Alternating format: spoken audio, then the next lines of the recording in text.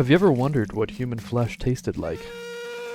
I know you're probably thinking, well, Slub, that's kind of a weird question to ask. But consider this. I'm hungry and you look delicious. Today we look at Wrought Flesh, published by Jeffrey Dahmer and developed by Narayan Walters. This first-person shooter, dine and dash, organ harvesting simulator is perhaps one of the games of all time. In this game, you can harvest the organs of your enemies to change your stats. More lungs, more speed, more intestines, more eating, more hearts, more regeneration, more fat, more health. Just like real life. There are even modified organs that allow you to add explosive, fire, electric, radioactive, and even hallucinogenic effects to your character. Yeah, nothing like tripping balls while eating corpses, am I right, Florida boys? The year is 2086, I think, and you're a Gajatian cultist, and you're a mythological being built from the bodies of dead saints like Master Chief and Halo Infinite. You're sent on a mission to kill someone named Lenny. Their last known location is a desert planet called Chrisenberg. You'll meet various people on Chrisenberg, such as the Na'vi, living mushrooms, and giant moths. If you're lucky, you'll even become more than just friends.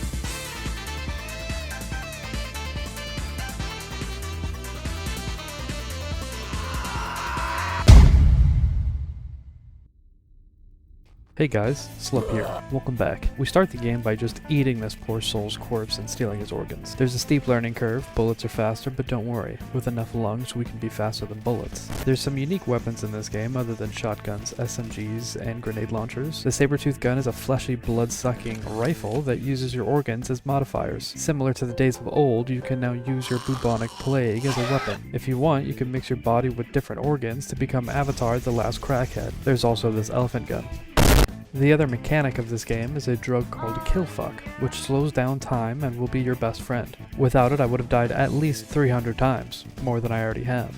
There are several different enemies. Enemy with SMGs, enemy with shotguns, and enemy with grenade launchers. It'll stay that way for the entirety of the game. The other enemies are much more terrifying. Behold, the fire moth. Easy to kill if you can see them. There's also the water balls. They just kinda... yeah. Once I was done playing Bear Grylls and pissing off dangerous animals, I found a tribe of Na'vi. I asked around if anyone's seen Lenny, but unfortunately, I can only get laid. But not in that Mass Effect kind of way, more like a Discord mod kind of way. I talked to Frethem and she spoke in some kind of webdings. I kid you not, it turns out this town is called Neo-Shithheim. The only clue Frethem tells me is that Lenny went to the North Pole, but in order to get there, I need 5 keys to unlock the subway tunnel that'll lead to the next zone. I just so happen to have those keys already because I play too many Bethesda games. Oh, and don't shoot the villagers.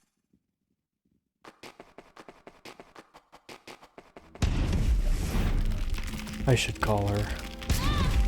Welcome to the Labia boss. You must be 18 years old to enter this battle. This boss might be intimidating, but don't worry, it's only natural. You see, when a man loves a woman, yeah, that's about right, this is the Terror Worm. It is essentially a heat-seeking missile that you can avoid by using crashed satellites, but using all the satellites only gets the Terror Worm to about half health. So using that elephant gun we found, I decided to start blasting my way through the boss. Who would have guessed a big gun would satisfy the Terror Worm? Wow, so was it good for you?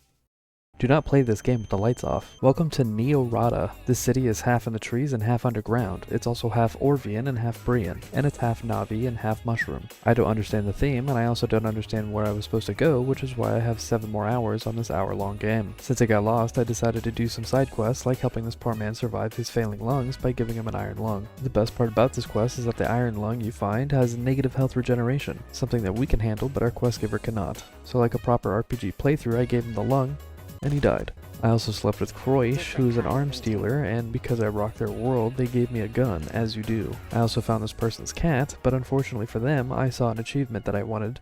So, after I found out what I had to do, I set off to find 3 communication towers and reset them using, and I kid you not, the electric heart of my enemies. Once I cleaned everything up, I ventured into the unknown once again. If you thought the last boss was weird, take a gander at the laser-guided spine cat. As crazy as that sounds, it didn't pose a threat because I'm faster than the Flash and can manipulate gravity like Radon.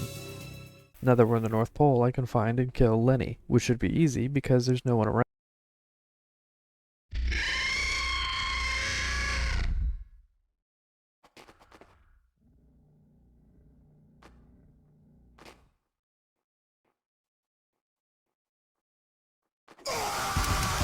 This game has taken a turn that I simply did not see coming. After playing the game like it's Quake, I'm now pissing my pants and getting jump scared every 3 seconds. After opening up some old iMac G3s, I found out that the ship passed by a black hole that slowly drove everyone insane. The last sane survivor had black wiry limbs growing from their skin and could see many eyes sprawling out from the galaxy staring back at him. Yeah, this game is a cosmic horror game.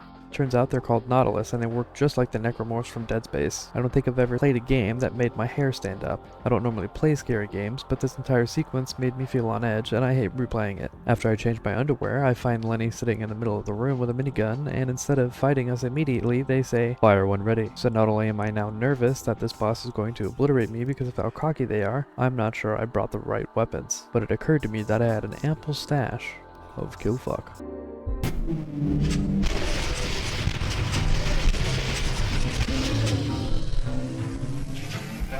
Okay, so the boss battle was kind of whatever, but there is this last room.